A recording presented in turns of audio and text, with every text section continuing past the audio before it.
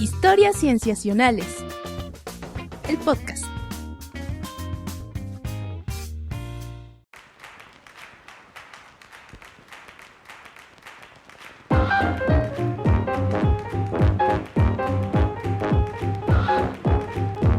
Bienvenidos a Historias Cienciacionales. Una vez más estamos grabando para ustedes para traerles aquello en la ciencia que nos ha dejado pensando ampliamente porque nos parece muy interesante o intrigante o inquietante. Yo me llamo Víctor Hernández y estoy muy feliz de saludarlos y de saludar a mis amigos, comenzando por Sofía Flores. Hola, Sof. Hola, Vic, ¿cómo estás? Bien, gracias. Qué bueno, ¿cómo va todo? Bien. Bien, pues aquí ya despidiendo el verano y preparándonos para el otoño. Sí, el siguiente año se siente más cerca que nunca y eso que yo todavía siento que no se ha acabado el anterior. Muy difícil. Sí, no, todavía esto es como los remanentes del 2019, ¿no? No, sí, así se siente. Oye, pero hablando del 2019, bueno, voy a presentar a nuestro querido amigo Rodrigo Pacheco. Hola, Pach. Hola, ¿qué tal? Muy contento de estar de nuevo aquí para platicar de ciencia. Y justo ahorita que mencionaste sobre el otoño, es cierto, y a mí me pone muy contento cuando empieza esta época del año, porque empiezan a llegar las aves migratorias del norte del continente, y justo hoy vi que acaba de llegar la primera a Morelia, lo cual me pone contento. ¿La primera qué? Ave migratoria, que me enteré que había llegado. Es un... ¿Cómo se llamaba el episodio pasado? ¿El copetón? No, el carbonero copetón. ¡El carbonero copetón! No, una parquesia por ahí. Sigo una cuenta de una AC de Siruki de Morelia. Es una asociación civil y visitan parques y ahí mostraban que ya había llegado una que detectaron, lo cual me emociona. Bien ñoño, pero me gusta mucho. No, hombre, está fantástico, Pach. Gracias por compartirnos esa emoción tuya. Y hablando de compartir, Sof, ahora sí tenemos también un invitado. Sí, el día de hoy nos acompaña el doctor Guillermo de Anda Jáuregui, quien trabaja en el Departamento de Genómica Computacional del INMEGEN, haciendo aplicaciones biomédicas de ciencia de datos con un enfoque de sistemas complejos. ¿Cómo estás, Memo? Hola, ¿qué tal? Muchas gracias por invitarme el día de hoy. ¿Cómo están? Sofía, Rodrigo, Víctor, ¿cómo les va? Bien, al contrario, qué padre que estás aquí. Sí, muchas gracias, Memo, por andar por acá. Muchas gracias por invitarme. Oigan, está buenísimo. Vamos a platicar con Memo de su trabajo, al respecto del área en el que estás. Lo iremos dejando para la tercera sección. Les adelantamos que en este episodio tenemos algo al respecto de adolescencia en otros mamíferos que no son humanos, ya verán cuáles, pero también algo al respecto de qué podemos saber de qué comían los habitantes de una cierta ciudad romana que quedó sepultada bajo la lava de un volcán. También muy interesante. Por lo pronto, amigos, con esto podemos ir comenzando nuestro episodio, si les parece bien. Así que vamos a ello.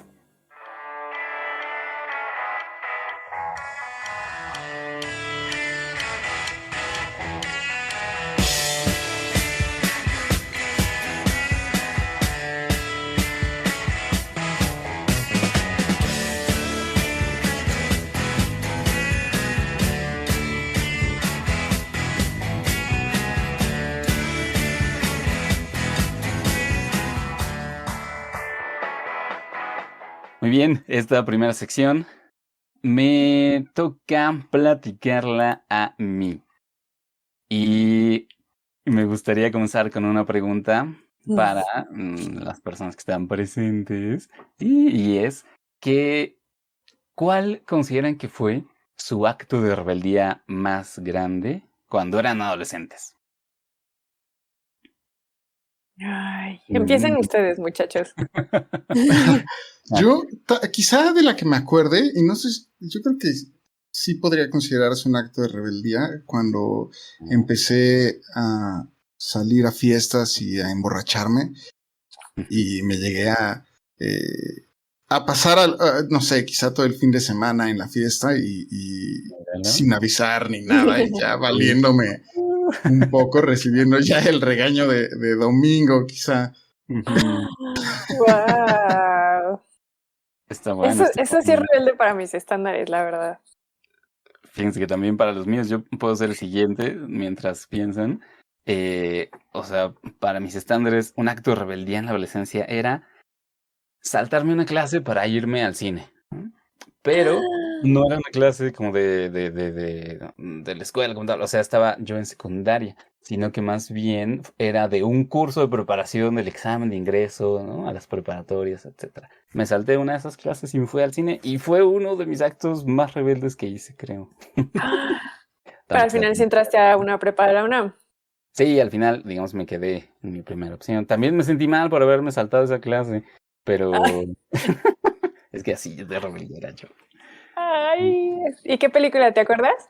Sí, me acuerdo, una que creo que según yo no valía tanto la pena, más o menos. Se llamaba El Rey Escorpión, salía La Roca. Era de estas de la serie de La Momia, pero... No manches, Sí, no, era más Víctor. Qué como bueno que te sientes mal de haberte brincado la clase. el blockbuster del momento. ¿Ustedes, Sof, Memo? Le toca a Memo. A ver. Pues cuando estábamos en la secundaria y en la prepa, pues nos organizábamos para ir a diferentes tipos de protestas, ¿no? Entonces, pues ahí le decíamos de qué se trataba el sistema. Además, rebeldía contra así el sistema, que es la mayor que uno puede tener. Está buenísimo. Oye, Memo, ¿y ya estabas en la Ciudad de México o todavía era en el extranjero? No, era en las costas caribeñas, por ejemplo, nos organizábamos para ir a protestar las corridas de toros y ese tipo de cosas, entonces armábamos ahí las protestas a escala muy fuera de la escala de la Ciudad de México, ciertamente. Bueno, pero no por eso valen menos. Sí. Sof, Yo ya es... puedes gritar más. Yo es que, o sea, se me ocurren dos, por ejemplo, que una era que como que fue en la adolescencia tardía, o sea, como entre los 16, no, más como a los 17 años.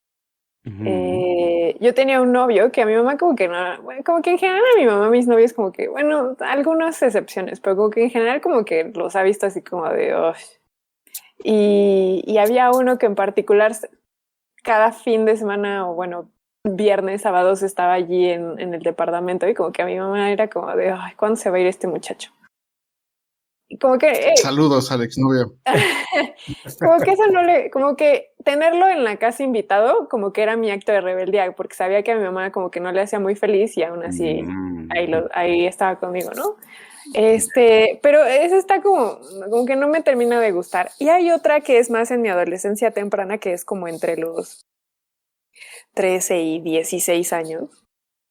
Que, ay, si yo pudiera eliminar la secundaria de mi vida, lo haría. Híjole, yo era insoportable. O sea, sí se me reventó la tacha y me acuerdo que yo era de las que no paraba de platicar en clase. O sea, sí ponía atención en las clases, pero también si alguien me daba cuerda, ya valía queso. Entonces, creo que llegué a exasperar a más de un profesor en la secundaria y todavía yo creo que un poco en la prepa ya no, sobre todo en la secundaria. Entonces, sí les debo una disculpa a cada uno de mis profesores de la secundaria, la verdad.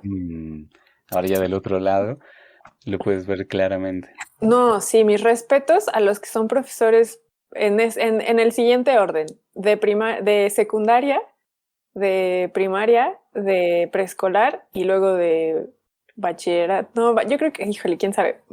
Universidad al final. Okay. Si dar clases en universidad es complicado, no me puedo imaginar la secundaria. De verdad, mis respetos. Sí. Es que justamente en secundaria es donde se considera, bueno, tal vez un poquito antes, pero que en los humanos comienza esta fase que pues le podemos llamar adolescencia, pero que implica una etapa de desarrollo del cuerpo y también mental, en que le llamamos pubertad, ¿no? Y yo quiero platicarles al respecto de pubertad de adolescentes y su relación con adultos que cuidan de ellos, pero el cambio que vamos a hacer aquí es que no vamos a hablar solo de humanos, sino de perros adolescentes y de los humanos que cuidan de ellos. Porque fíjense, o sea, nosotros identificamos estas historias que acabamos de contar y seguramente las personas que nos escuchan puedan decir algo así, bueno, yo también tuve como mis actos de rebeldía, también desobedecí por algunos momentos. Estas relaciones que establecemos en esas etapas se han estudiado desde diversas disciplinas y se han reconocido algunos ciertos patrones. Hay uno que digamos también ha sido identificado, que es que muchas veces el conflicto más fuerte que tienen los adolescentes no es en general con todos los adultos, ¿no? Sino sobre todo con las personas que cuidan de ellos, sean sus padres o sus tutores. Entonces, hay una cuestión interesante. Se preguntaron al respecto de esta cuestión un grupo de científicos coordinados por la doctora Lucy Asher de la Universidad de Newcastle, en el Reino Unido, si acaso esa relación entre, digamos, los adultos que cuidan de seres más pequeños y esos seres más pequeños, también ocurría entre perros y humanos, ¿no? Ahora que estamos hablando tanto de si los perros vienen a ser los nuevos hijos o si los perrijos o no, ellos se preguntaban precisamente si acaso la etapa en la que los perros pasan por lo que podemos llamar también pubertad, tenía alguna similitud con las relaciones que establecen humanos adolescentes con sus cuidadores y lo pusieron a prueba. Les voy a contar rápidamente las pruebas que ellos hicieron y qué resultados encontraron, ¿no? O sea, una primera cosa para ver si efectivamente los perros adolescentes se vuelven más desobedientes o quizás si tienen un conflicto mayor con sus cuidadores, tiene que ver con, bueno, o digamos, se puede estudiar por medio de la obediencia, ¿no? Que en perros lo entenderíamos como si atienden una orden que nosotros les demos, ¿no? Si les decimos siéntate y se sientan. Ellos hicieron precisamente esta prueba de obediencia con cerca de casi 100 perros de razas Golden Retriever, Labrador y cruza de ambas. Oye, pero son los más traviesos, ¿no? Es bueno, de los más traviesos. Pero también entiendo que son de los que se pueden, digamos, entrenar muy bien, porque los perros que usaron eran de esas razas, pero específicamente unos que estaban ya como en un programa de entrenamiento para ser perros guía, ¿no? Por ejemplo. Entonces, usaron a varios de ellos a 2 diferentes edades. A los 5 meses, que es cuando se sabe que es un momento preadolescencia prácticamente en todas las razas, y a los 8 meses, que cae justo en el centro del promedio en el que comienza la pubertad en la mayoría de las razas de perros.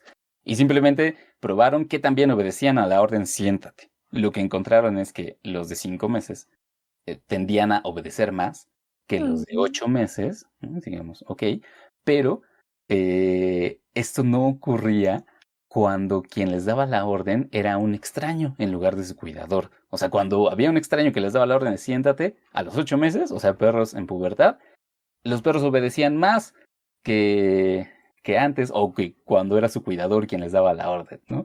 Algo así como estarles llevando como la contraria, ¿no? Exactamente, sí, o sea, casi como que identificáramos eso, ¿no? Que el conflicto no es con todos los humanos, ¿no? Que les den órdenes, sino más bien con sus cuidadores, ¿no? Con sus humanos que todos los días están ahí diciéndoles qué hacer. Incluso sería como, mira cómo lo hago mejor con él que contigo. Es que casi parecería eso, ¿no? Sí. Y esa es una de las primeras pruebas, ¿no? Luego fueron confirmando este tipo de tendencias. Por ejemplo, le preguntaron a una serie de entrenadores profesionales y a los cuidadores de los perros que estaban en esos programas. Participaron ahí cerca de 240 perros. Le preguntaban a los entrenadores qué tan entrenables eran los perros. Al parecer hay unos tests estandarizados, ¿no? Con ciertas preguntas y como que puedes saber qué tan entrenable es tu perro, ¿no?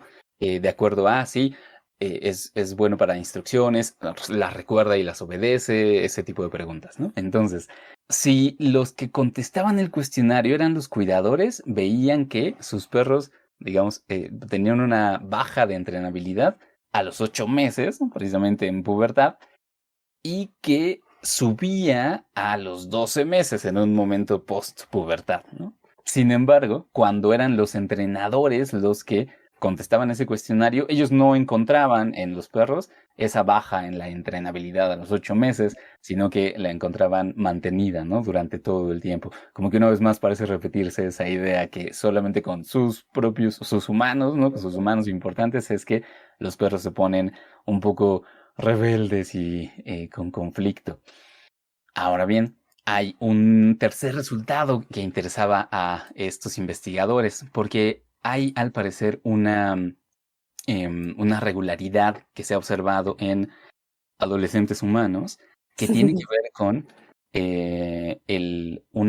con la relación de apego, se le llama cuando se le estudia, que tienen con sus cuidadores, ¿no? Ya sean sus padres o tutores.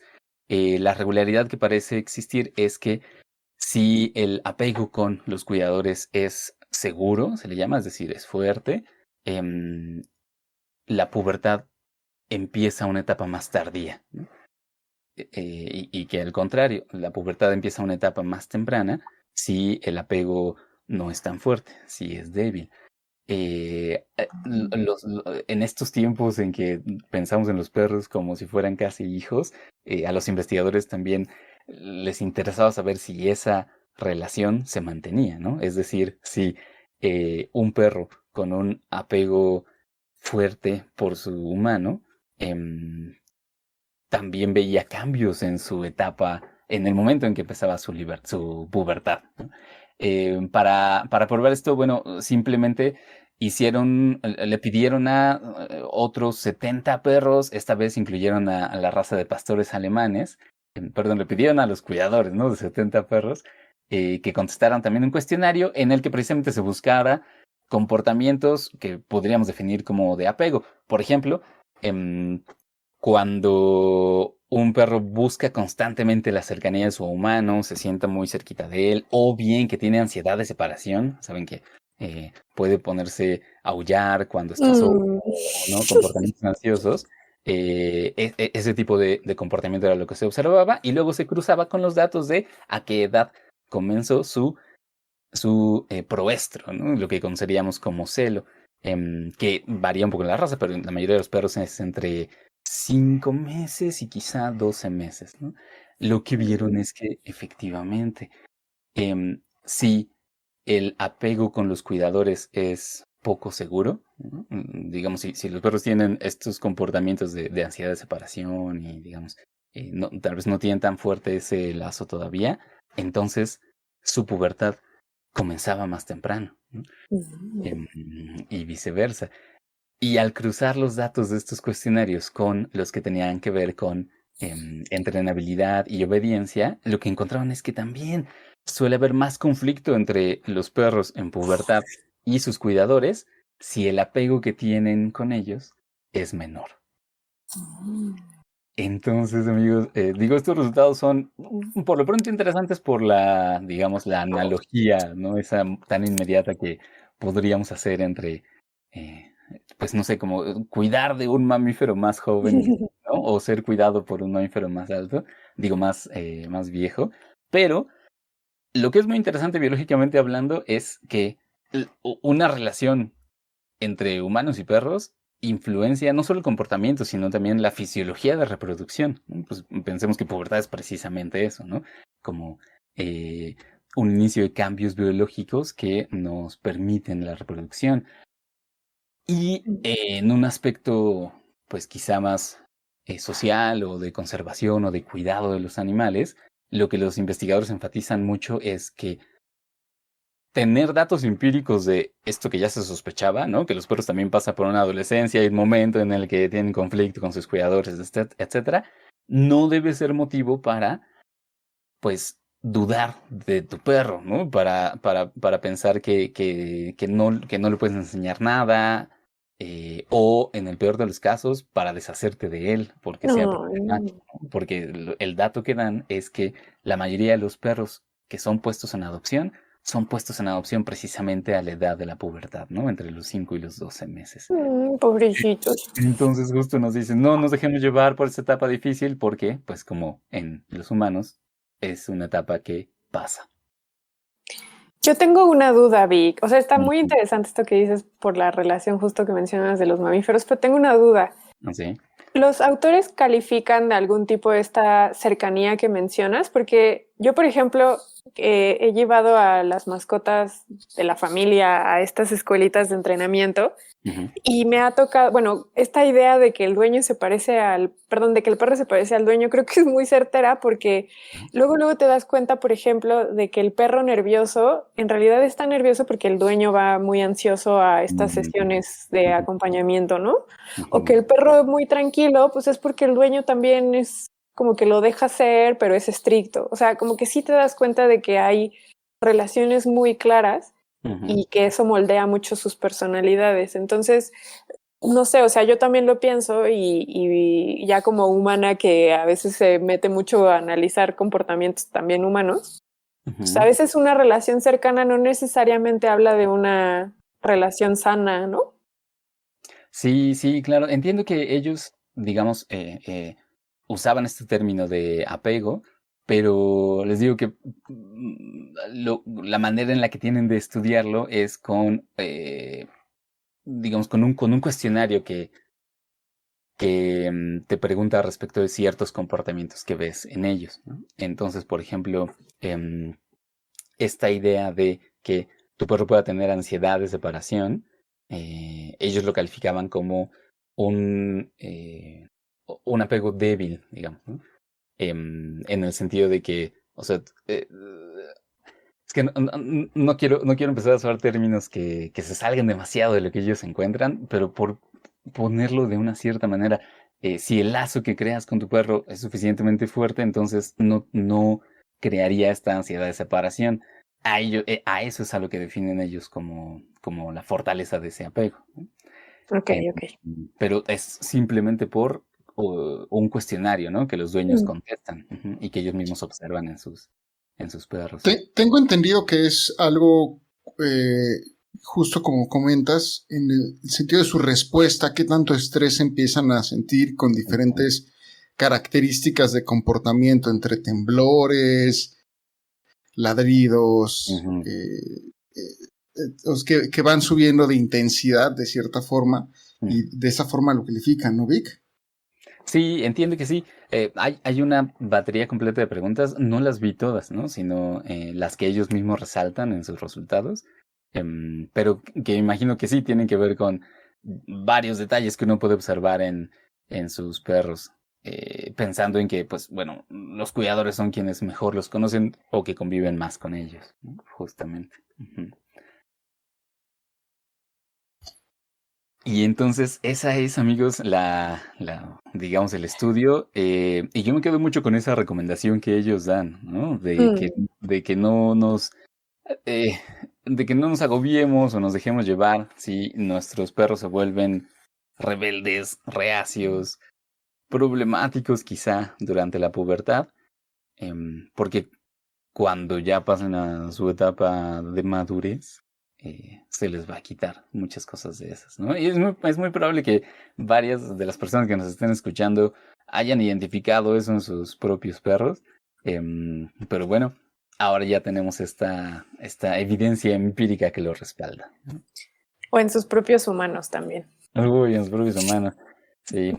A mí de este estudio también me queda me quedo muy sorprendido de esta forma en la que interactúan estos dos individuos, el humano y el perro, Sí, a totalmente. tal punto que se regula, o sea, el perro puede identificar porque tiene respuestas a ello, a su humano, que es otra especie, y no Mm. solo eso, como bien comentabas, que llega hasta influir en su reproducción. Me pregunto a qué responde ese adelanto de la reproducción. Sí, es una gran pregunta. Ellos apenas si tocan ese tema, porque digamos, su estudio en particular no permitiría sacar más conclusiones, ¿no? Como no midieron cuestiones hormonales, no midieron nada en el cerebro como tal, entonces sin embargo, sí se hacen esa pregunta, ¿no? O sea, como, ¿qué tendría que ver una cosa con la otra? Y puede haber múltiples hipótesis. La que ellos plantean es que puede que sea un fenómeno que ayudaría a mamíferos en momentos problemáticos, por ponerlo de esta manera, ¿no? Los perros que encuentran que no tienen, digamos, las circunstancias ambientales tan adecuadas como para una vida bueno, con sus necesidades satisfechas, tendría sentido, según la hipótesis de estos investigadores, que adelantaran un poco su reproducción, pensando en que quizá, o sea, no les quedaría mucho tiempo para ello. A mí me parece que es una hipótesis que todavía tiene que explorarse bien, porque o sea, no todos los fenómenos en los seres vivos o en los animales tienen que ver con qué tan rápido o qué tanto te puedes reproducir, ¿no? Pero bueno, definitivamente es una pregunta interesante que en vista de estos resultados sería muy fascinante explorar un poco más. Incluso esperaríamos se repita en otros animales cercanos a nosotros, como los gatos. Quizá los escuchas también que son cercanos a los gatos sospecharán algo por ahí. ¿Quién sabe? La pubertad de los gatos no sé en qué momento sea, ¿eh? Pero es que, bueno, hay muchos tipos de gatos, pero yo pienso en los gatos y los pienso como, en general, medio rebeldones, ¿no? Medio como no tan obedientes. Sí, son muy volubles. Sí. No sé, yo soy más de gatos y justo ahorita estoy pensando eso de las mías. Y sí hay un momento en el que se vuelven más tranquilas, por ejemplo, o sea, que no tienen que estar jugando todo el tiempo o que no son tan demandantes de atención, sobre todo. Uh-huh. Pero es verdad eso que dices, Vic, son muy volubles. Tal vez como esta generación nuestra de adolescencia extendida. No sabemos. Pero bueno, amigos, pues ese es entonces este estudio. Muy bonito, Vic. Muy bien, muchas gracias. Pues sí, para mí hablar de perros siempre es un verdadero gozo. Bueno, y con ello pues pasamos a nuestra segunda sección. I heard the warden said I had one more day, one last meal before they carried me away. So I said, give me 2 dinosaurs, eggs over easy, fried in the butter and not too greasy. En esta segunda sección, Sof nos va a platicar de qué era lo que probablemente comían los habitantes de un pueblo en Roma, bueno, en la antigua Roma, que fue borrado de la faz de la tierra prácticamente. Sof, platícanos. Ay, sí, pero antes de eso les quiero preguntar, si hoy pasara un desastre de cualquier tipo, pero bueno, pensemos también en un volcán, ¿cuál sería la última comida que quedaría en su estómago, muchachos? O sea, hoy, ahorita. Sí. La mía sería una tortilla de huevo. ¿Cómo es? ¿Una tortilla española? Ándale, sí. Ah, exacto. qué rico. ¿Tu Pach, Vic, que diga Memo? Pues yo comí unas rajas con crema hace rato. ¿Taquito o nada más la raja y con crema? Pues fueron las rajas con crema y con unos frijolitos al lado y unas tortillitas. Pobrecito, Memo. Uf. Muy recomendable. Qué ricura. Tu Pach.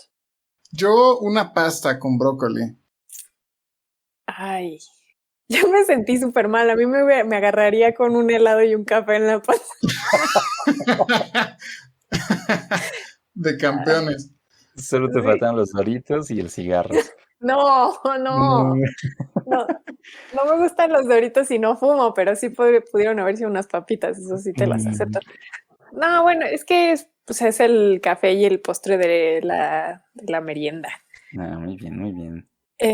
No, se los digo porque justo como bien dices, Vic, el estudio del que les traigo noticia es sobre un estudio en el que analizaron los restos que, pues estos más bien no eran los que tenían en la panza. Hubiera estado bien, pero pues el problema es que no se preservan órganos ni nada hablando de cuando pues hay una cuestión allí pues, de entierros o de restos humanos antiguos, pues eso no se preserva, ¿no? Entonces, más bien lo que analizaron fueron sí los restos, pero más bien en el colágeno de huesos. Entonces, el estudio que les traigo se publicó recientemente en la revista Science. Fue una de las Science. Y es de acceso abierto. No puede ser que lo he perdido, pero bueno, se publicó aquí ya lo tengo. Maldición. Science Advances, perdón. Y se publicó por un montón de autores, pero y me es relevante decir dónde son estos autores porque es una de las cosas que me hicieron cuestionar mucho este artículo. Muchos de los autores pertenecen a universidades del Reino Unido, la gran mayoría de ellos, pero bueno, también hay por allí algunos de Alemania, de Estados Unidos y de Italia, particularmente de Nápoles y de Roma. Pero de los más de 11 autores que hay allí, la gran mayoría son de universidades británicas. Y lo que hicieron, bueno, también este artículo, hay que decirlo, es de acceso abierto. Y lo que hicieron fue justamente analizar los restos que encontraron, concretamente, bueno, se podría decir que es un entierro en términos de que pues estaban debajo de estos sedimentos volcánicos a causa de que, como bien dijiste, Vic, la explosión del monte Vesubio o del volcán Vesubio hizo erupción en el 79 de nuestra era, allí al sur de Italia. Entonces, pues concretamente destruyó, arrasó con la ciudad de Pompeya, pero también con unas localidades aledañas y en este caso el estudio en el que se trabajó fue en el que en español se le llama Herculano, en italiano es Ercolano y allí lo que encontraron hace pues ya de las excavaciones arqueológicas y antropológicas que se han hecho desde hace años, encontraron una zona cercana a la costa, cercana a las playas de esta localidad Herculano, en el que hay 340 restos humanos. Y parece ser que lo que ellos estaban haciendo era intentarse resguardar cuando estaba ocurriendo esta catástrofe, pero bueno, perecieron en el intento. Y lo que estas personas, estos autores mencionan es que es un gran, ¿cuál sería la palabra? Como objeto de estudio, porque por lo general los análisis arqueológicos o antropológicos de restos humanos pues tienen las mismas características, ¿no? Que son personas que o fallecieron por alguna enfermedad, por alguna herida, pero en general pues son personas que fallecen, ¿no? Y también son entierros pues asociados a rituales o condiciones sociales muy específicas. Sin embargo, en este caso pues se encuentran humanos que literalmente pues no veían venir su muerte, que estaban allí en esta situación de cuidado entre todos ellos y pues que la muerte los alcanzó y pues eso también hace que entonces las características de estos restos humanos pues por ejemplo sean muy variadas en términos de edades, de sexos, pero también incluso posiblemente de condiciones socioeconómicas.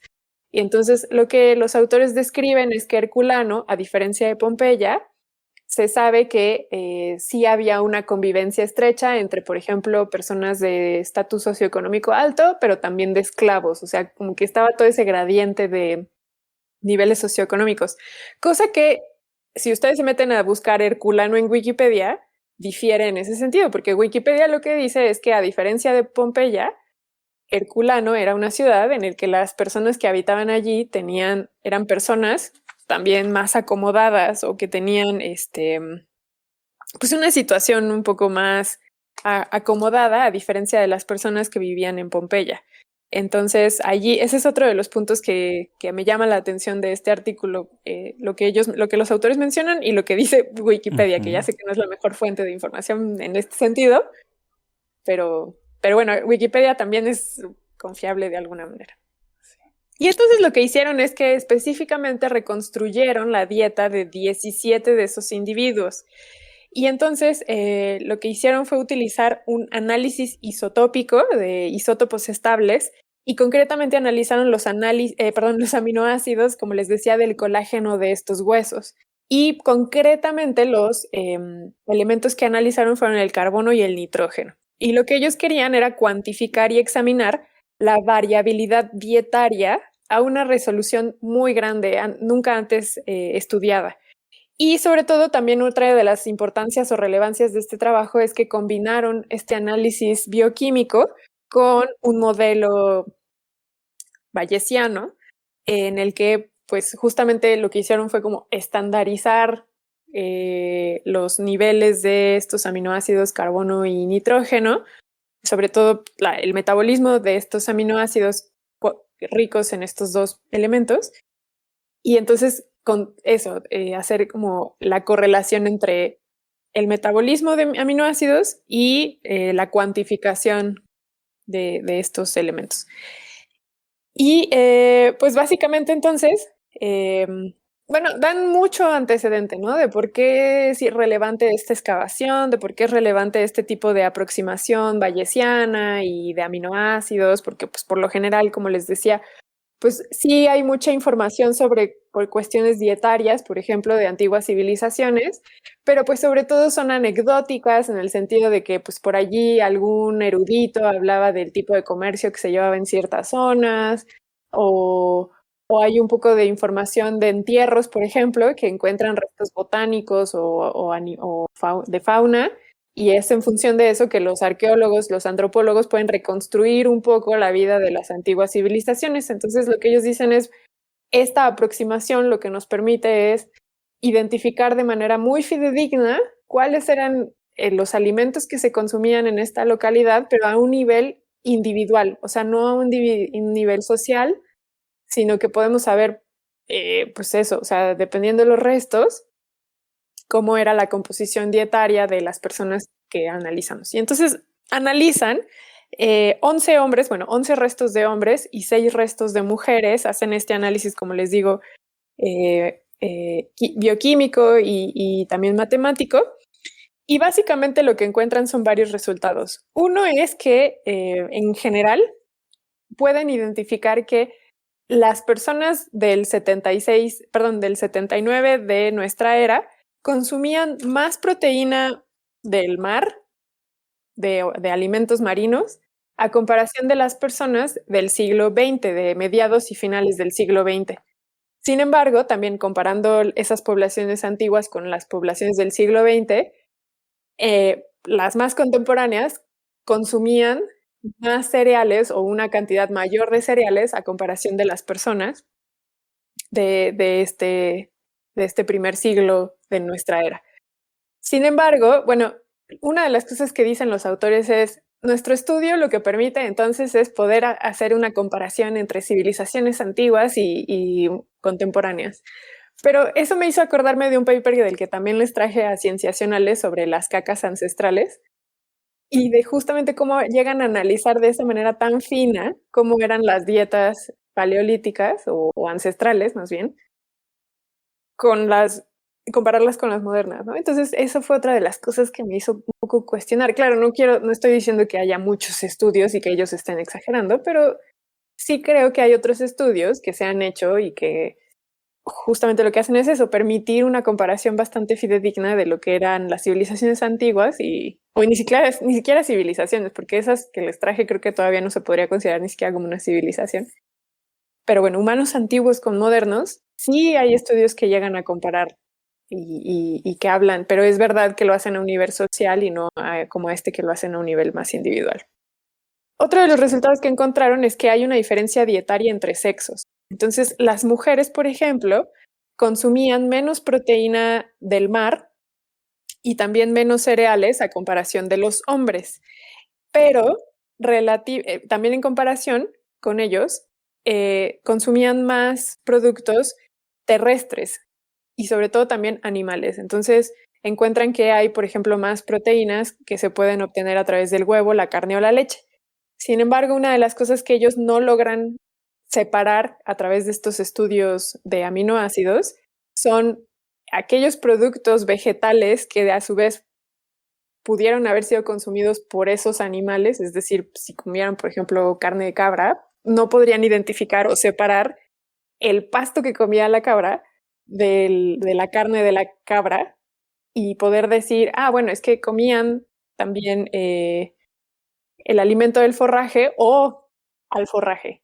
No sé si estoy siendo clara, pero lo que ellos dicen es, podemos identificar que las mujeres se alimentaban en mayor proporción de alimentos terrestres, pero inferimos que es proteína de productos animales, pero son incapaces de decir si también en realidad es el producto de lo que se comía, perdón, si es en realidad también comida que estos animales forrajeros consumían. Y entiendo, Sof, que eso tiene que ver con el método que usan, ¿no? O sea, exacto. Este análisis de isótopos solo te permite hacer esa separación grande entre alimentos de origen marino y de origen terrestre. Y cereales. Ok. Pero no. Sí, porque tengo entendido que estos métodos de isótopos estables se basan en la concentración de estos isótopos, dependiendo, por ejemplo, el carbono se utiliza para entender cuál es el proceso fotosintético, el metabolismo, digamos si es C4 o C3, o ¿cuál es el otro? Ay, se me fue el otro. El CAM, el CAM. Y te dicen cuál ruta están utilizando las plantas y, por ejemplo, si encuentran que va más por el C4, entonces estamos esperando que sean cereales. Y, por ejemplo, y en el caso de nitrógeno, se va acumulando conforme uno empieza a llegar a niveles más altos, por decirlo de alguna manera, de niveles tróficos, es decir, quién se come a quién. Y los que estén más arriba de esta red, los que consuman a niveles superiores, digamos, van a tener una mayor concentración de isótopos de nitrógeno y entonces podemos identificarlos. En este caso me imagino que por eso se da esa pequeña diferencia en el que no saben exactamente el origen animal, porque saben que es animal, pero no pueden definir muy bien hacia dónde. Sí, todo esto que estás diciendo, Pach, yo lo desconocía totalmente. Es buenísimo que lo traigas. Y bueno, ahorita les voy a decir otro de los problemas que hay en este artículo, que fue algo que me llamó mucho la atención y que tiene que ver con esto que les digo, de que no pueden, o sea, sí pueden diferenciar si son animales marinos o terrestres, pero no pueden diferenciar entonces si esos animales terrestres comían pasto, por ejemplo. Y entonces no pueden saber si ese carbón y ese nitrógeno viene directamente de que las mujeres comían más verduras que los hombres, o si en realidad lo que comían eran más animales terrestres que a su vez comían estos vegetales, por ejemplo. O sea, no logra haber esa separación. Entonces solamente dicen, las mujeres comían menos productos marinos y cereales que los hombres, pero consumían más animales terrestres y allí se queda.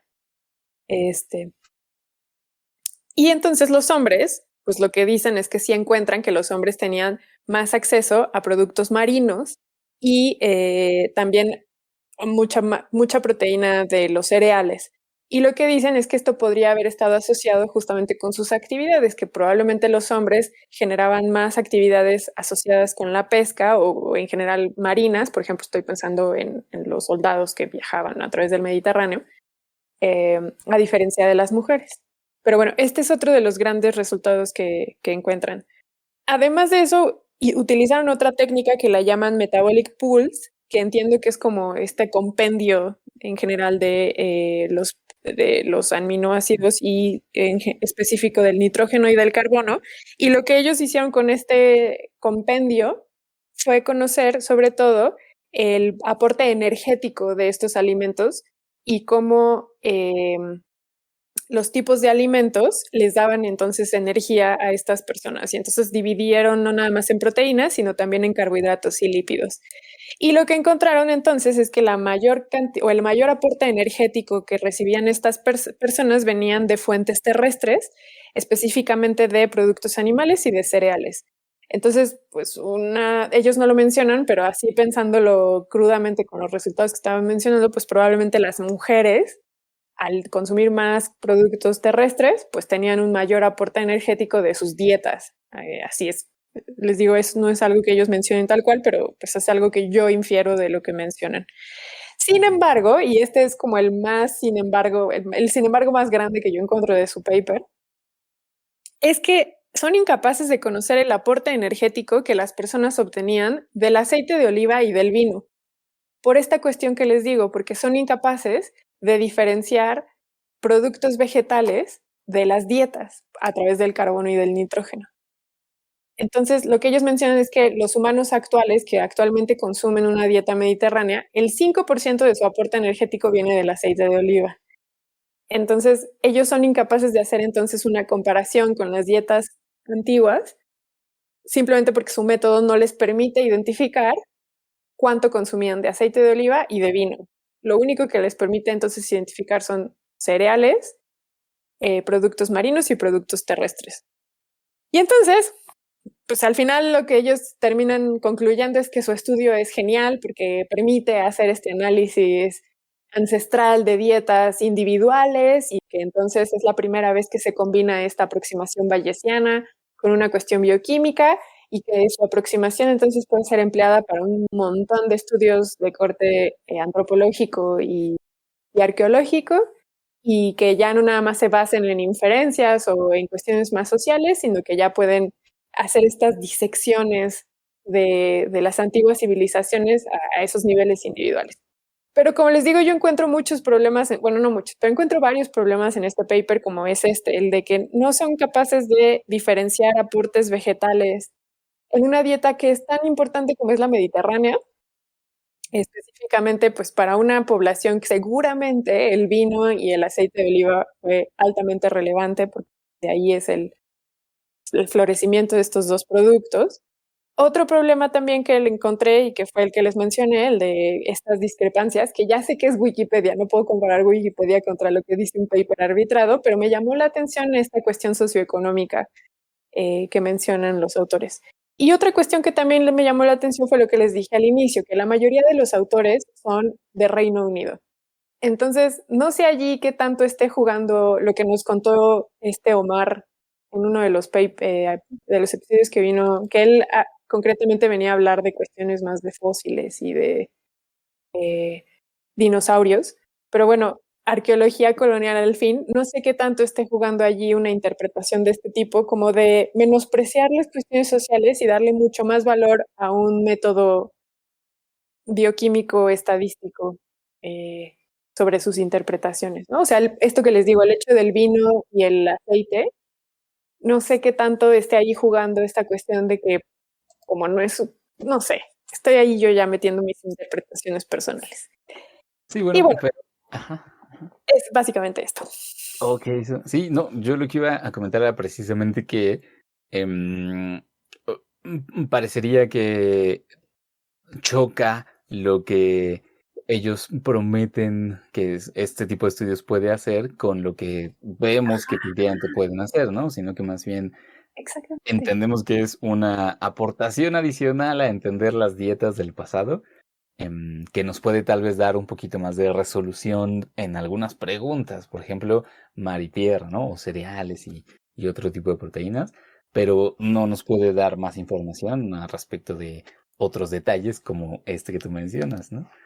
Sí, totalmente de acuerdo. Y además, por ejemplo, hablan de esta cuestión individual, pero no hicieron tampoco una disección a nivel más individual o sea, su única disección fue en términos de ellos le llaman de sexo, pero a pesar de que sí mencionan de que en el entierro hay características, como les dije, de distintas edades y niveles socioeconómicos que ellos asumen, no llegan a hacer tampoco esa disección. Y de hecho lo que mencionan es que a nivel de hombres, por ejemplo, no son capaces de identificar diferencias dietarias. O sea, su nivel no les permite decir, encontramos lo que creemos que son esclavos contra personas ricas, porque vimos que entre hombres hay diferencias también a nivel proteico, por ejemplo.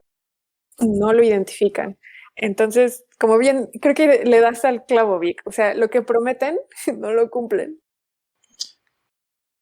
Bueno, por otro lado, o sea, también hay que ver cómo está los los dos lados de la ecuación, tanto la parte del análisis bioquímico que están haciendo, se ve que no son mediciones tan triviales, ¿no? O sea, cada una de estas mediciones isotópicas pues debe tener una complejidad a nivel técnico bastante elevada como para incorporar mediciones adicionales que seguramente podrían servir para separar o para poder hacer una disección más fina como la que proponen.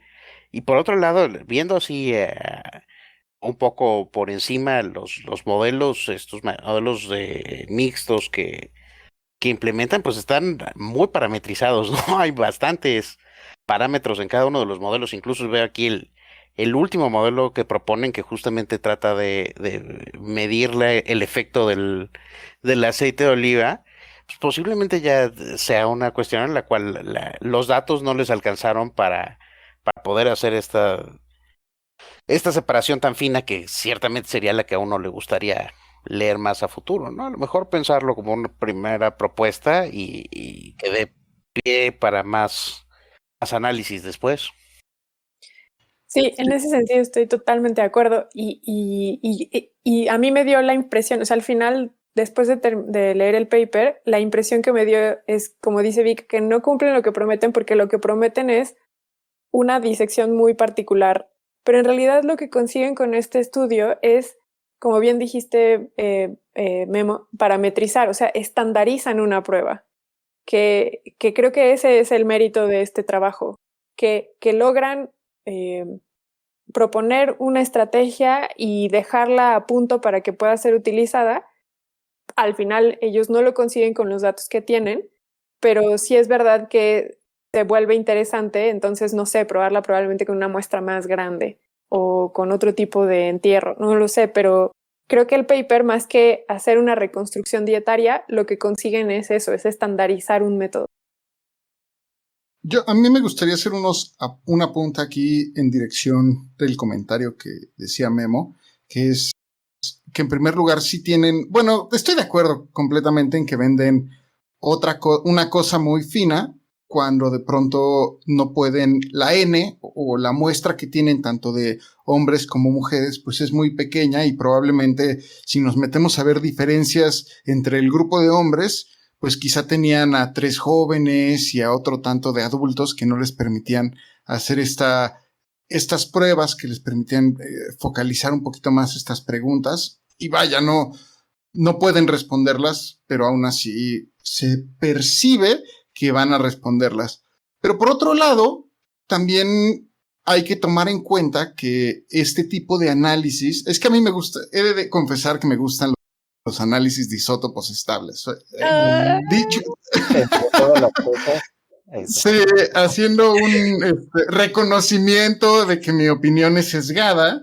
Ay, qué bonito comentario. Soy pro isótopos estables. No, pero aparte es como parte de tu encanto, Pacho. O sea, así como, me gusta tal estilo de música, tal comida y los estudios de isótopos estables. Y bueno, hay que tener en cuenta que en este caso no están utilizando muestras de los huesos y están extrayendo materia de los huesos y no lo que nosotros podríamos tal vez pensar, o lo que estabas comentando, podría tal vez responderse de mejor forma a través de restos del estómago, como bien mencionabas, que luego se hacen análisis metagenómicos para entender más o menos qué había y la proporción de lo que había ahí, si había compuestos como de algas, de animales marinos, y nos podría, digamos, tener un mejor panorama de eso, pero estamos hablando de restos que fueron calcinados de cierta forma por el fenómeno que ocurrió, y la aproximación que utilizan aquí es a través de muestras muy, muy pequeñitas, que en realidad, pues sí, como bien también comentaba Memo, es una chamba prepararlas, ¿no? Una muestra te puede llevar a tomar mucho tiempo, pero la ventaja es que necesitas una muestra muy, muy pequeñita para llevar a cabo este estudio. Y sí, lo que te permite hacer, o sea, imagínense huesos, te permiten más o menos decir hacia dónde van las dietas. Y para mí ese es un gran aporte de este estudio de cómo, pues básicamente de cenizas pueden, o de restos sobrevivientes pueden incluso sacar este tipo de conclusiones e incluso encontrar diferencias que podrían responderse por el sistema social que ellos manejaban antiguamente. Quizá desde esa perspectiva también puede ser interesante los estudios de isótopos. Digamos, no te dan una resolución como quisiéramos, como ellos la vendían precisamente, pero sí nos pueden decir, nos pueden contar historias como estas que son muy interesantes. Y dicho eso, esta historia me recordó muchísimo, hablando de muestras también de alimentos antiguos, que el año pasado, en el 2020, encontraron justo en Pompeya, que es una ciudad romana que está muy cerca de Herculano y que también cayó en esta explosión del Vesubio, un puesto de comida rápida. Ay, sí. Que desenterraron los arqueólogos y salían imágenes frescos todavía con imágenes de perros, de patos, de gallos, y encontraron vasijas en donde era como un puesto de comida, como de guisados o de distintos platillos que la gente de a pie iba a consumirlos. Entonces, quizá podemos empezar a construir ahí un pequeño rompecabezas con este descubrimiento y con este estudio y con los que se vienen sobre lo que comían pues los ancestros de por esos lugares italianos. Es verdad, me gusta mucho que contextualicen el estudio porque tal vez fue muy ruda en ese sentido. No considerar que es verdad, que se estaban metiendo en camisa de 11 varas con el tipo de muestra. Y bueno, de alguna manera lo dicen ellos, el que las condiciones de este entierro no son distintas a las de otros tipos de entierros, en los que, como les decía al inicio, tienen otras finalidades o otras causas. Y eso es un buen punto que es verdad. Sí, muy bien, pero no deja de ser muy interesante el tema, Sof, y te agradecemos mucho por haber traído este estudio. No, qué padre. Creo que después, no sé, ha pasado mucho tiempo desde que sus visiones sobre el paper que traigo me dejan con una impresión de, ok, es verdad. Como que siempre estoy muy a la defensiva de mi paper y esta vez tienen toda la razón. Sí, no, bueno, pues es lo que va saliendo en la charla, que siempre es rico. Sí, está padre. Muchas gracias. Muchas gracias a ti, Sof. Fantástico. Bueno, pensando en comida, nos vamos a ir a nuestra tercera sección. Vamos a ello.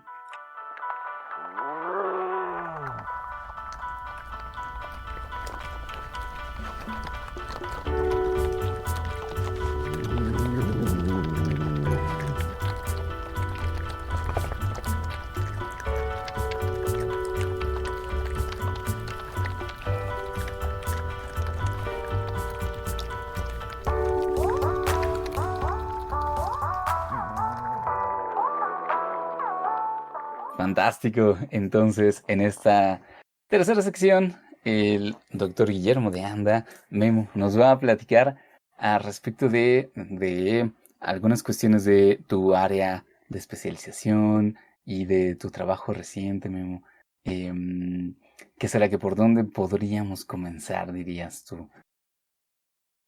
Pues por donde ustedes consideren que sea lo más adecuado, pues o sea, a lo mejor pensando un poquito en, a mí me gusta hablar un poco de redes y de estos sistemas complejos y de cómo podemos ir entendiendo diferentes cosas a partir de ellos, ¿no? A mí me gusta mucho, Memo, y hay que decirlo, que últimamente has estado, al menos en la Ciudad de México, en el ojo del huracán. Otra vez lo voy a mencionar, disculpen, escuchas, pero debido a la pandemia, ya lo dije, ya, pues espero que sea de las pocas menciones, pero has estado trabajando en redes y has hecho trabajos que yo considero que están en boga, son muy modernos, son visualmente bellos y son realmente muy informativos para entender dinámicas de sistemas complejos. Pero por otro lado,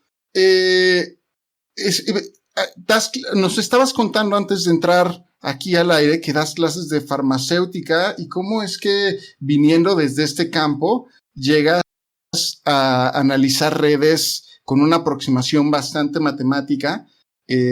¿Cómo ha sido esa transición y cómo ha aportado esa transición en general a tu visión, no solo del campo del que vienes en un inicio, sino en la perspectiva que tienes en general de la ciencia y en tu día a día?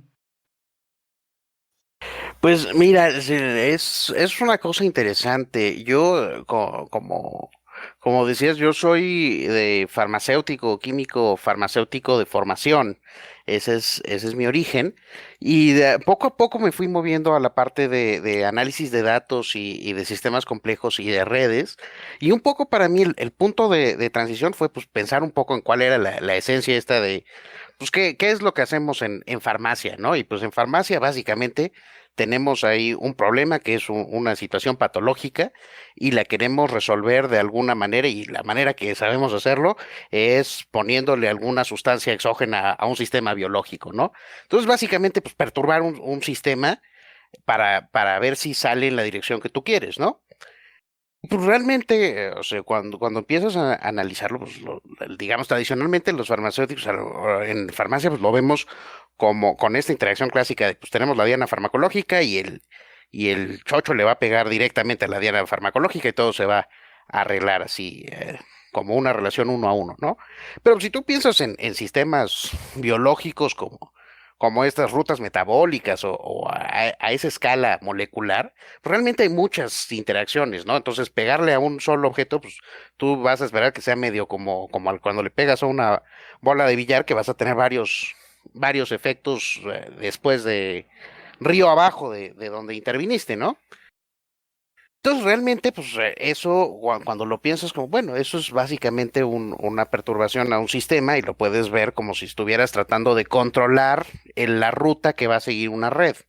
Y eso lo puedes estudiar a escala molecular, pero también lo puedes estudiar a una escala más sistémica o lo puedes estudiar a una escala ya poblacional, como es los escenarios de modelos de dinámica de dispersión de agentes infecciosos. Y realmente, pues, la forma en la que representas matemáticamente eso, las herramientas que puedes usar para ir analizando esos datos, pues se parecen mucho. Entonces, una vez que haces ese clic de que simplemente estás estudiando perturbaciones en sistemas, pues te puedes mover a diferentes escalas sin tanto problema, ¿no? Y me imagino que justamente a diferentes sistemas, ¿no? Lo digo porque aquí en el podcast hemos tenido a algunos cuantos invitados que precisamente también trabajan análisis de redes. Hemos tenido gente que lo hace desde matemáticas o desde la física. Y lo que siempre nos sorprende es que será como la ubicuidad que puede tener este tipo de análisis. Porque planteando adecuadamente cuáles son, digamos, los elementos de esa red, ¿no? O sea, cuáles son las entidades conectadas y qué tipo de conexión tienen. Entonces parecería que casi que se lo puedes aplicar a cualquier cosa. En ese sentido, digamos, nos queda muy claro esto que tú dices de cómo pasar de visualizar un sistema biológico al que le administras algún componente exógeno a luego pasar a analizar otro tipo de fenómenos, pues parece muy entendible y muy viable. Y la pregunta que quizá yo te haría aquí, Memo, sería, ¿cuáles son las más grandes dificultades al precisamente hacer esa transición, ¿no? Al tratar de aplicar herramientas de análisis similares en sistemas que parecerían tan diferentes de inicio? Es todo un tema, ¿no? Porque cuando estás pensando en este tipo de modelos matemáticos y modelos basados en datos, pues justamente tienes varios puntos críticos que controlar. Por un lado, pues tu fuente de datos, ¿no? O sea, no es lo mismo tener una fuente de datos que con un sistema de medición muy preciso y con mucha sensibilidad, por ejemplo, puedes, un poco lo que veíamos ahorita de estar cuantificando isótopos, ¿no? Con tecnologías de altísima sensibilidad, que lo que puedes hacer cuando estás tratando de cuantificar un sistema social, ¿no? Donde a lo mejor pues tu fuente de datos es mucho más ruidosa porque pues es más difícil seguir a la gente o usar, calibrar cuestionarios, cosas de ese tipo, ¿no? Entonces, pues los datos de entrada te ponen ahí una limitación. Y luego la otra parte, y también esa es un poco las dos caras de la moneda. Por un lado, pues sí, son herramientas, estos tipos de análisis de datos son herramientas muy versátiles, ¿no? Y se pueden utilizar para muchos acercamientos, pero al mismo tiempo, pues tienes que tener cierto conocimiento de la fenomenología de que estás tratando de modelar o trabajar con gente que tenga ese conocimiento. Porque de otra manera, pues puedes a lo mejor hacer aproximaciones que son suficientemente razonables, pero a lo mejor haces aproximaciones que no están considerando algo que una persona que es experta en la materia, pues rápidamente puede identificar y decir, ¿sabes qué? Te faltó corregir este efecto, o te faltó considerar esta otra cosa, o se te olvidó que esa medida que tú tomaste con ese sensor que tenías, pues no puede ver esta otra cosa que tenías que medir con otro sensor.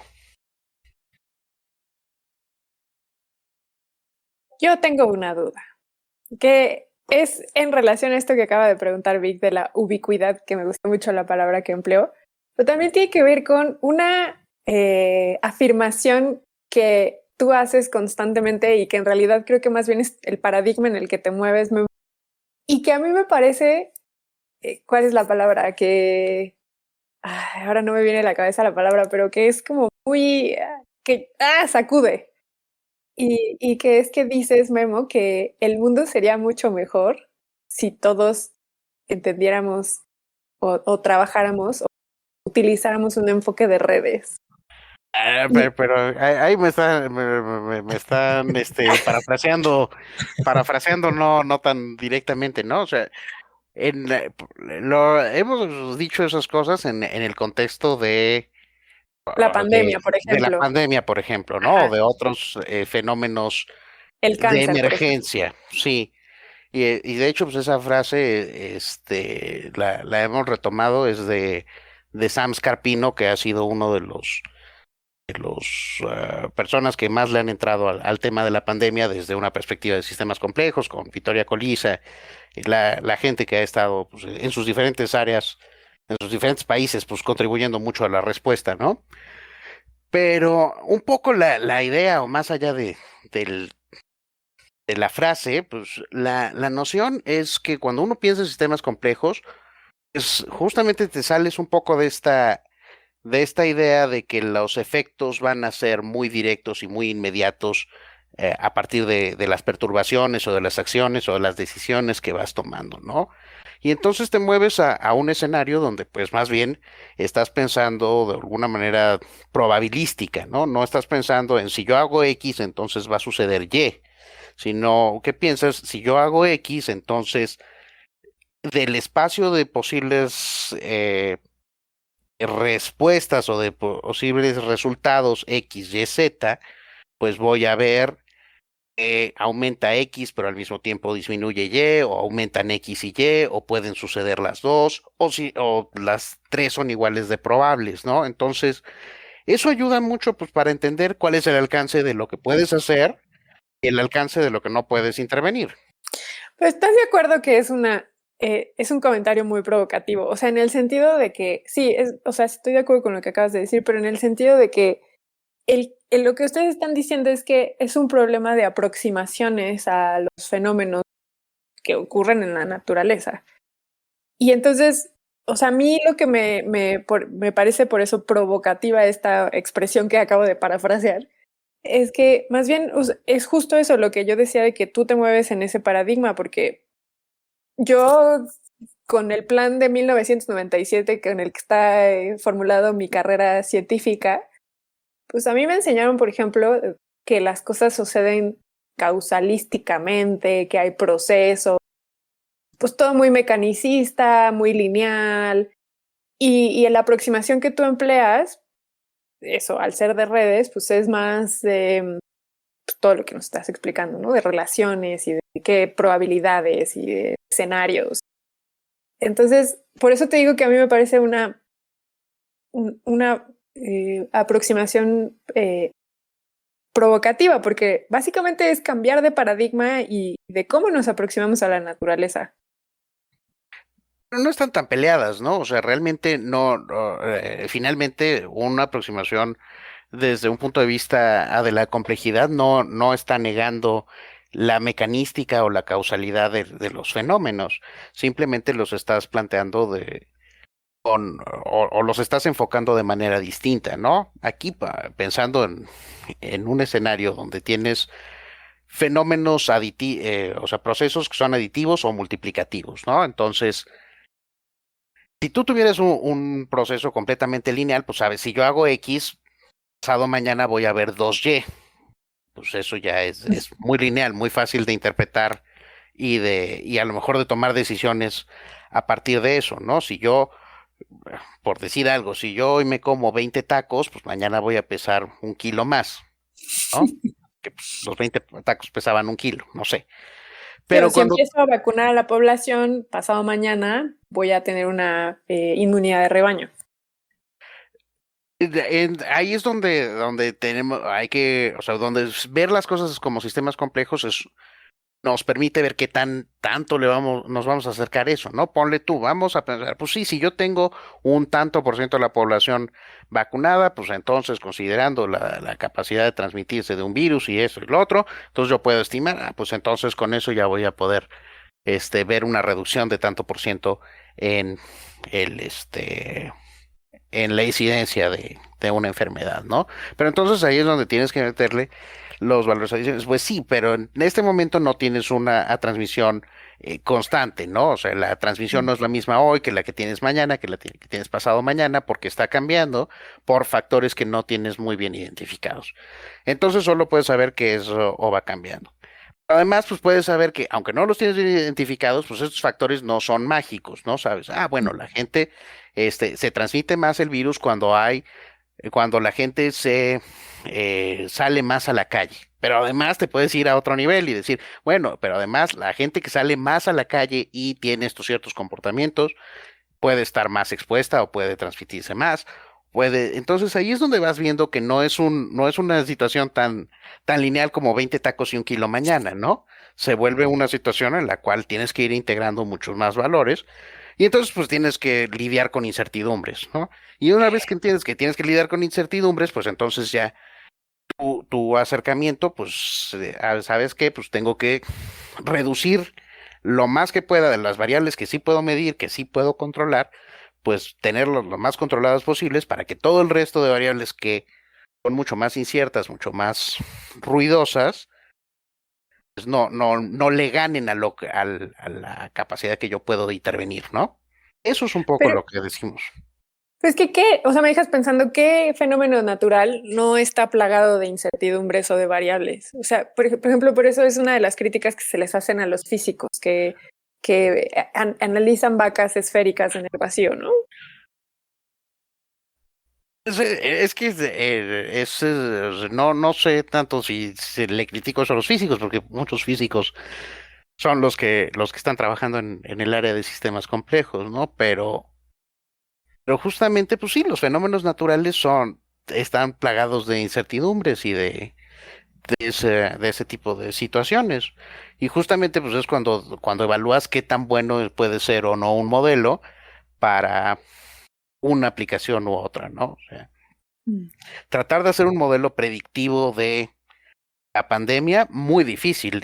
Hay muchas variables que no vamos a poder medir con precisión y pues si alguna de esas es lo suficientemente ruidosa, pues tu modelo va a fallar, ¿no? No te va a predecir el futuro, pero hacer modelos para establecer comparaciones de si yo hago esta intervención o no hago esta intervención, pues entonces a lo mejor ahí sí mi modelo, aunque no sea un gran predictor del futuro, pues sí me puede decir una medida justa del impacto de una cierta intervención, ¿no? Y entonces pues ahí es suficiente para lo que necesito.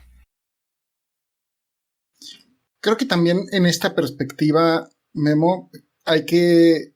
Una cosa no está peleada con la otra, en el hecho de entenderlo como lo decía Sofía, que es lineal. A mí me parece que son perspectivas para abordar una problemática de forma distinta. Digamos, tienes el mismo fenómeno, pero son los mismos elementos. Sin embargo, empiezas a tomar en cuenta cómo puedes llegar a analizar ese fenómeno considerando otros aspectos. Claro, sí, definitivamente. Y bueno, y además esa es una cosa que además no solo no están peleados, sino que una cosa construye a partir de la otra, ¿no? O sea, ¿cuántos avances Claro. no hemos visto de la ciencia digamos, del siglo XX con enfoques que son muy lineales? A mí, justo en mis clases de farmacología, pues yo normalmente le digo a la gente que el modelo clásico de un fármaco y una diana, pues a lo mejor no captura todo el fenómeno biológico, pero fue el paradigma que utilizamos que nos hizo pasar de vivir 50, 60 años a finales del siglo XIX a aumentar la esperanza de vida en 30, 40 años en el mundo occidental, ¿no? En ese sentido, Memo, a mí me llama mucho la atención precisamente que el acercamiento desde sistemas complejos o de análisis de redes se esté aplicando a tantos y tantos campos.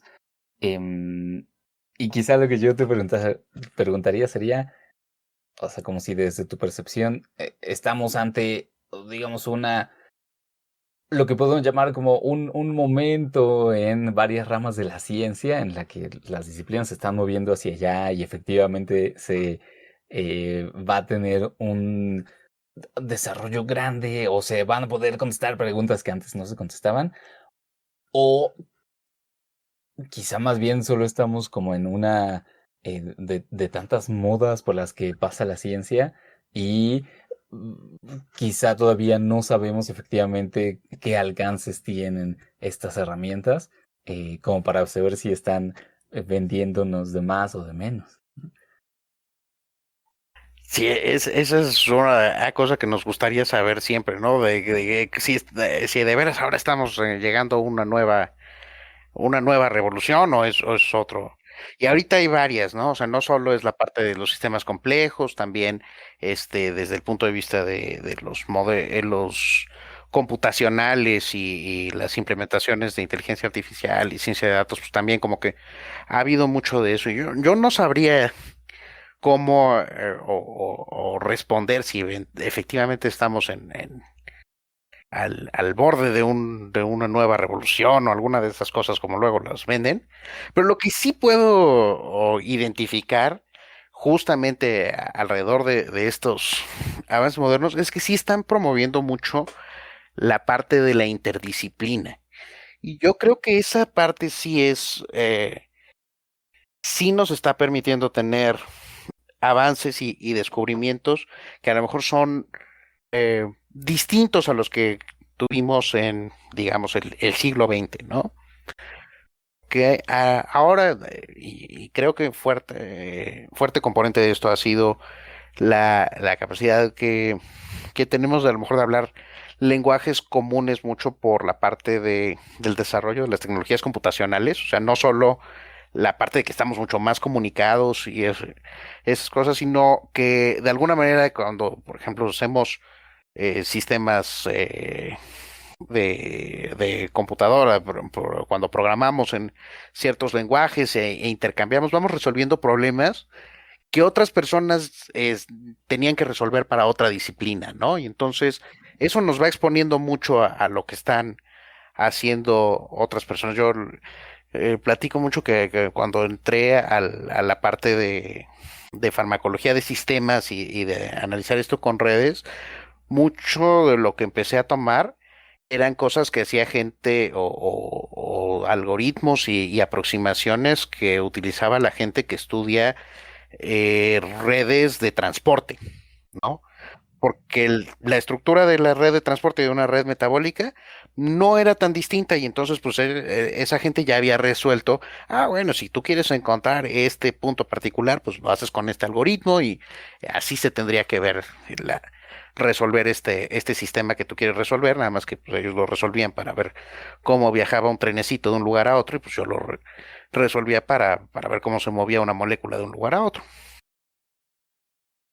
Qué bonito esto que comentas, en donde no solo los sistemas, la perspectiva de sistemas está cambiando, ¿no? Sino nuestro mismo sistema humano y la forma en que interactuamos para generar este conocimiento también está cambiando. Me gusta mucho esto que mencionabas anteriormente sobre, tú puedes saber mucho de datos y de su manejo, pero si no tienes este expertise, esta experiencia en el fenómeno que estás estudiando, pues básicamente puedes llegar a cometer errores. Y qué bueno que comentas esto sobre las interacciones con otras ramas que están sucediendo. Y al respecto, tú estás trabajando, mucho de lo que has estado publicando recientemente tiene que ver con genomas, y también esto de los genomas tiene que ver con trabajar con grandes cantidades de datos y e implementar algoritmos pues que requieren bastante trabajo computacional, y estás trabajando con redes, entonces estás, digamos, trabajando en áreas o ramas que están muy en boga y muy en punta, y me gustaría preguntarte, tú que saltas en estas ramas, ¿qué es lo que más te emociona en enfrentarte con genes y posteriormente analizar redes de contacto? ¿Cuál dirías que representan un mayor reto o si son el mismo para ti? Y también emoción.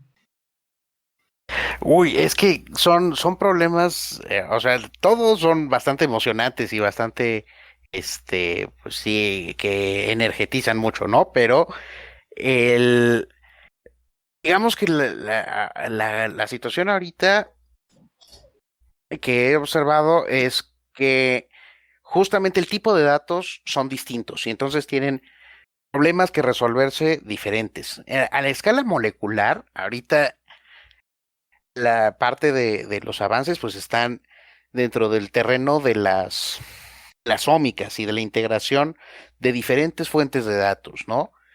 Y entonces, pues tratamos de ver cómo puedes poner en una misma escala la regulación genética, los reguladores epigenéticos, perturbaciones exógenas como pueden ser fármacos, el genoma no codificante, todo esto cómo lo puedes modelar y usarlo para tener una imagen de una situación fisiológica o patológica.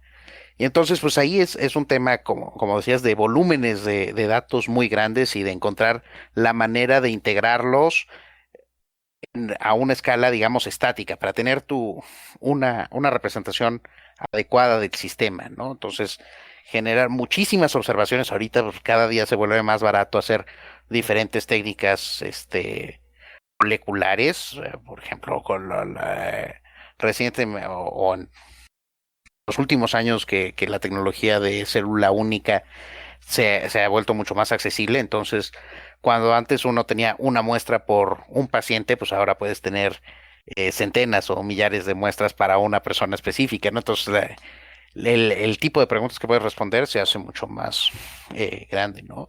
Y cuando te vas a una escala ya de otro tipo, como puede ser los datos ya para hacer modelos de dispersión de agentes y este tipo de cosas en las cuales estás utilizando datos más cercanos a las personas colectados pasivamente, como pueden ser datos de movilidad, datos de dispositivos, etcétera, etcétera. Pues ahí tienes el problema de la escala otra vez, pero ahora son menos features, pero mucho más, mayor número de observaciones, ¿no? Entonces, ¿cómo manejas eso? Te tienes que mover a estructuras de datos, de base de datos distintas, con infraestructuras más especializadas. Y además tienes un problema de dinámica.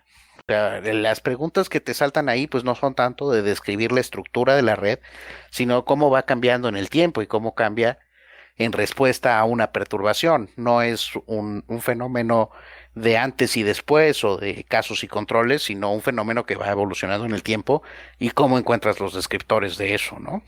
Entonces, todas esas preguntas son muy interesantes y son la respuesta no es tan directa, pero sí son, aunque digamos usamos las mismas herramientas, pues como son preguntas distintas, pues son enfoques distintos y modelos distintos.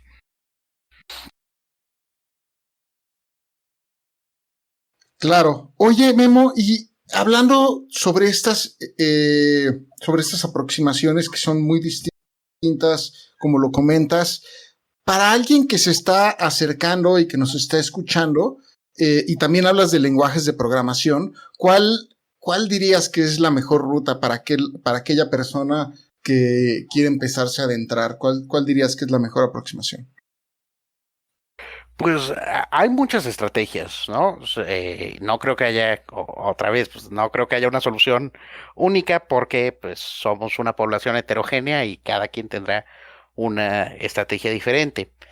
La forma en la que a mí me ha gustado abordar el entrarle a este tipo de cosas es pensar en alguna pregunta que me resulte interesante. Y puede ser una pregunta que sea de urgencia para mi trabajo, o puede ser nada más una cosa que me dio curiosidad, ¿no? ¿Cómo puedo visualizar los datos del censo en una gráfica, ¿no? Cualquier cosa que me llame la atención en ese momento. O cómo hago el mapa de dónde están las taquerías de México en una visualización, ¿no? Entonces, pues una vez que tienes una pregunta, tienes un objetivo. Y cuando tienes el objetivo, pues entonces buscas cuál es la mejor herramienta o cuáles herramientas te pueden ayudar a responder eso. Entonces, concretamente ahorita, pues para el análisis de datos de cualquier tipo, biológicos, sociales, de todos tipos, pues, a mí me gusta hacerlo a través de lenguajes de programación, ¿no? Entonces, yo uso R, pero también está Python, también está Julia, y pues todos esos lenguajes son bonitos y son accesibles y tienen comunidades bien amables que son que le dan la bienvenida a las personas que quieren aprender, ¿no? Entonces, pues entrándole desde esa perspectiva, pues uno le pierde un poco el miedo, ya sea que uno nunca haya programado, entonces pues ya le pierdes el miedo y haces tu primer programa o tu primer script, pero también pues, ya con más experiencia, pues siempre habrá una pregunta un poquito más difícil y siempre habrá alguna forma de aprender nuevos trucos, ¿no? Me gusta tu perspectiva proactiva. Sí.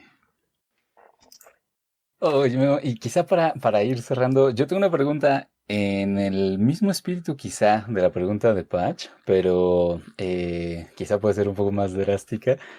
Es que yo estoy pensando en digamos, en lo que nos mencionas acerca digamos, las oportunidades de interdisciplina que nos permite este acercamiento, ¿no?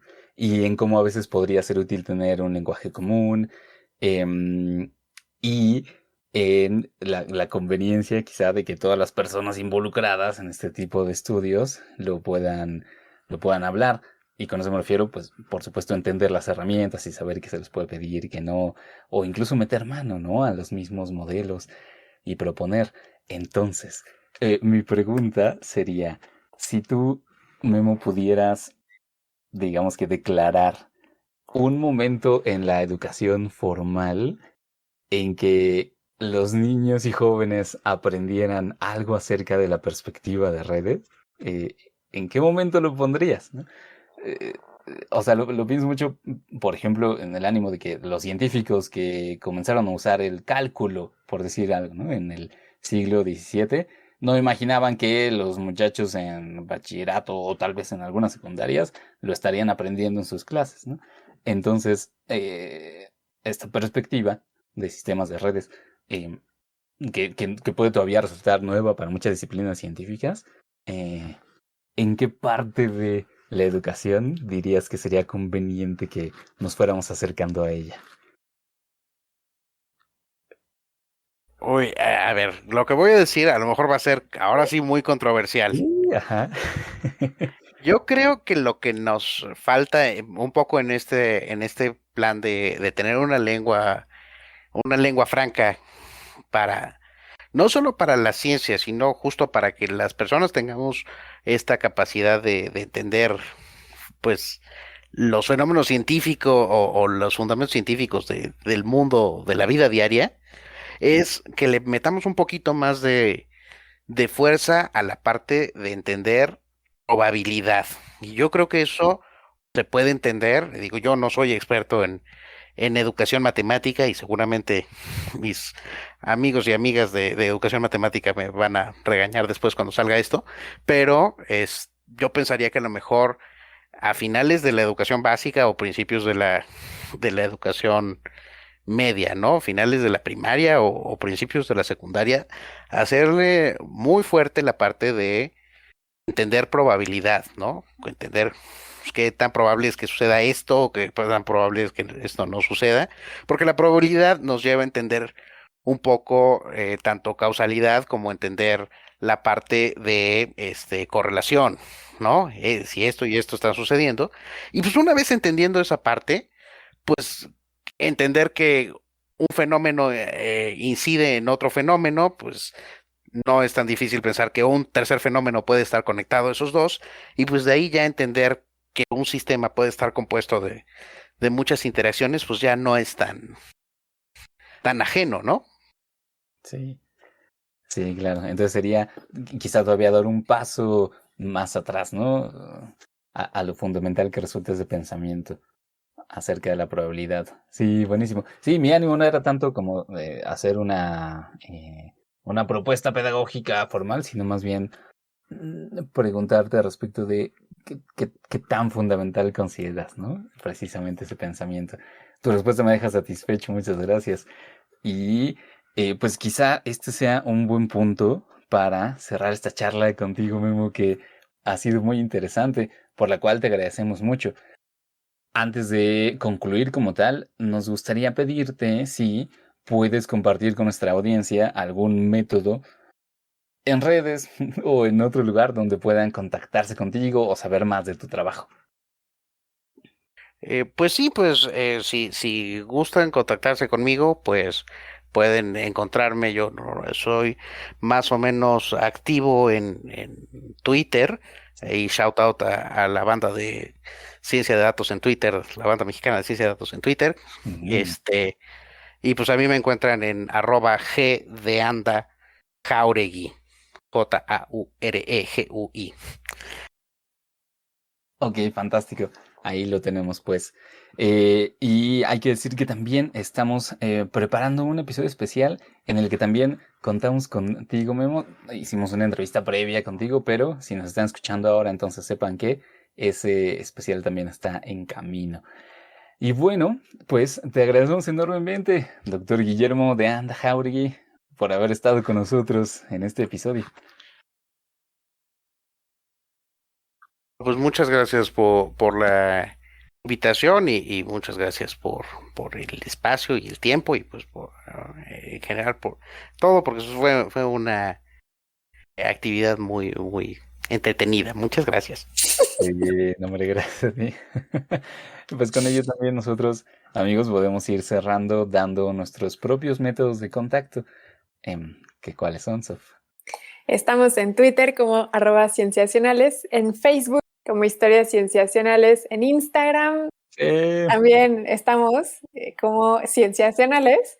Nos pueden enviar un correo a historiascienciacionales@gmail.com y también en cualquier plataforma de streaming nos encuentran como Historias Cienciacionales. Y antes de pasar a nuestros métodos de contacto, me quisiera decir que me encanta la modestia de Memo porque dice que está medianamente activo en Twitter, pero la verdad es que ha sido gracias a él que he entendido muchos de los de la pandemia en el caso de México y específicamente de la Ciudad de México.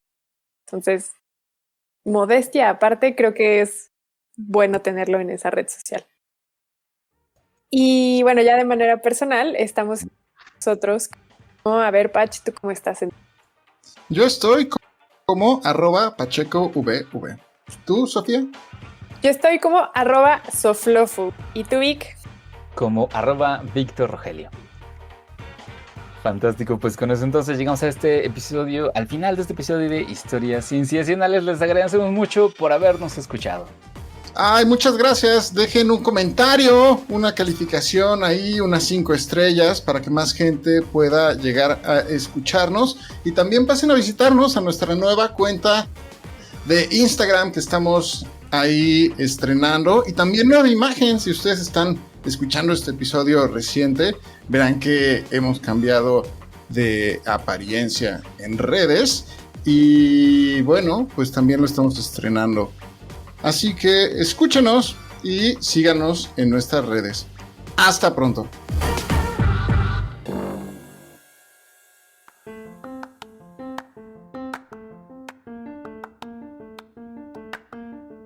Estamos en el final del episodio y nos gusta quedarnos para hacerle estas preguntas más personales a nuestro invitado en cuestión, y esta vez nuestro doctor Guillermo de Anda Jáuregui aceptó contestarlas. Entonces, muchas gracias, Memo, por aceptar quedarte a responder estas 5 preguntas. Ok. Comenzamos entonces con la primera pregunta, que es: de tu investigación, ¿cuál es el aspecto que más disfrutas, Memo?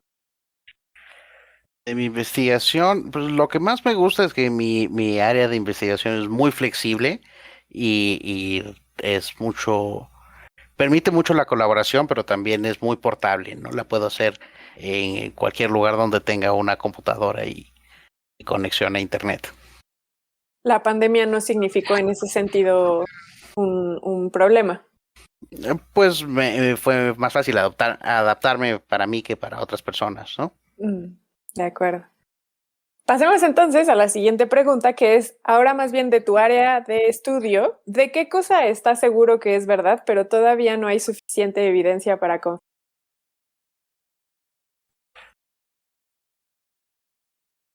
Pues en este momento estoy muy interesado en la parte en la parte de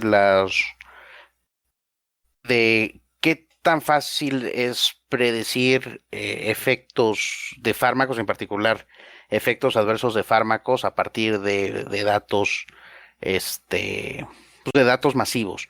Hasta el momento, pues, hay muchos proyectos y muchas metodologías que han tenido algunos avances en ese sentido, pero pero pues todavía no se ha alcanzado a confirmar esto, ¿no? ¿La efectividad de los fármacos o de qué? Pero la capacidad que podemos tener de tener modelos predictivos de efectos de fármacos a partir de datos masivos, a partir de datos genómicos, a partir de fuentes de datos o metagenómicos, epigenómicos, etcétera, ¿no? Todavía no tenemos esos modelos. Ok, pero tú estás seguro de que dichos fármacos o dichas aproximaciones iban a permitir predecir. Exacto, que vamos a poder llegar a tener ese tipo de capacidad de tener verdadera medicina de precisión a partir de datos masivos. Interesante. Ok. Y también de tu área de trabajo, Memo, ¿cuál crees que será el gran próximo hallazgo? De mi área de trabajo, pues yo creo que más que un hallazgo específico va a ser el desarrollo de modelos que tengan capacidad predictiva utilizando fuentes de datos grandes e integrando estos modelos en representaciones de redes. Creo que esa es un área que va a explotar pronto, ¿no? Hacer graph embeddings y otros tipos de aproximaciones para poder hacer modelos predictivos. Y no solo en el terreno farmacéutico. No, creo que esto va a ser más allá del terreno biológico. Creo que hay muchos avances que están permitiendo hacer predicciones de diferentes fuentes de datos. ¿Nos van a decir en dónde está la otra civilización con vida en el universo? Eso sí no sabría si tengamos esa capacidad algún día, ¿no? Ok, sí. Estoy bromeando. Si tuvieras acceso a una cantidad ilimitada de recursos y recursos en el amplio sentido de la palabra, ¿qué proyecto de investigación harías? No sabría con recursos completamente ilimitados, no sabría qué proyecto en particular emprendería, pero sí sé qué tipo de proyecto sería. Me gustaría hacer algún proyecto que integre tanto la parte de medicina o de salud en términos muy generales con datos obtenidos de manera o a partir de información social, ¿no? Que se pueda hacer este match entre partes conductuales y salida, alguna medida de alguna enfermedad de importancia para la salud pública. Creo que eso sería lo que más me gustaría. Alternativamente, me gustaría cumplir el sueño de toda mi vida, que es hacer un proyecto que involucre física, química, genética y paleontología, porque le prometí eso a mi yo de 5 años. Entonces, ya mis proyectos ahorita ya tienen las 3 primeras. Si hay alguien que haga algo de dinosaurios y necesita redes, contácteme. Pues también aquí en Cienciacionales hemos tenido gente que hace cuestiones genómica. ¿Pero quieres paleogenómica o estudios de paleolítica en general? O sea, fue una propuesta para un niño de 5 años, entonces quiero hacer algo con dinosaurios. Ok. Muy bien, me parece muy bien. Y ya para terminar, Memo, si viajaras a una isla desierta, ¿qué música, qué libro y qué objeto te llevarías? Pero música, ¿que es un solo disco o se vale llevarse todo el iPod? Pues mira, cuando esta idea surgió, la idea era un track, pero todos han echado de su propia cosecha y hay quienes dicen así como, ay, pues algo de jazz, no sé qué, pero algo de jazz. Entonces, puedes ya contestar lo que quieras. O sea, porque si se vale llevarse así algo completo, pues me llevo un festival de música, ¿no? Y me llevo el Coca-Cola Zero Fest de 2007, de 2008, que fue un gran show. ¿Por qué quiénes estuvieron? Los Smashing Pumpkins, My Chemical Romance, ¿quién más estuvo? My Morning Jacket, fue un buen show, La Gusana Ciega, estuvo divertido, me la pasé muy bien. Sí. ¿Y del libro, qué libro te llevarías? Me llevaría El Misterio del Solitario de Justin Gardner. Ese libro me gustaba mucho de chavillo y me gusta más que El Mundo de Sofía, entonces sí. Pero igual van en el mismo tenor de filosofía y matemáticas. Sí, es filosófico, pero es más para un poco más juvenil el asunto. Sí. ¿Y de objeto qué te llevarías? Una computadora con internet. Muy bien. Me parece muy bien. Parece muy bien, Memo. Bueno, pues me encantan las respuestas que nos has dado. Te agradezco mucho, doctor Guillermo de Anda Jáuregui, por haber contestado a ellas y por haber estado con nosotros. No, pues muchas gracias por la invitación y muchas gracias por las preguntas y por el tiempo. Al contrario. Y muchas gracias también a ustedes también por su tiempo, por haberse quedado hasta acá. Nos vemos, escuchamos en el próximo episodio. Adiós.